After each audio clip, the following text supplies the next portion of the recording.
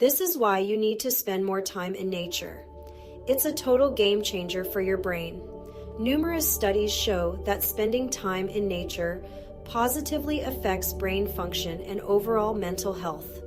Imagine this. You're surrounded by trees, the sound of birds chirping in the background. Researchers call this the attention restoration theory. It means nature can recharge your brain's batteries, improving your focus and reducing mental fatigue. Ever taken a walk in a park and suddenly had a burst of creativity? That's no coincidence. A study found that nature walks boost cognitive performance and problem-solving skills. Feeling stressed? Nature's got your back.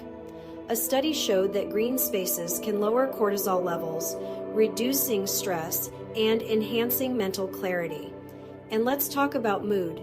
Nature can seriously lift it.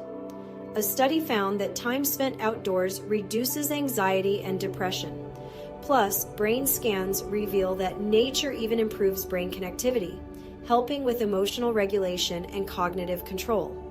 So next time you're feeling down or mentally drained, head outside and let nature work its magic.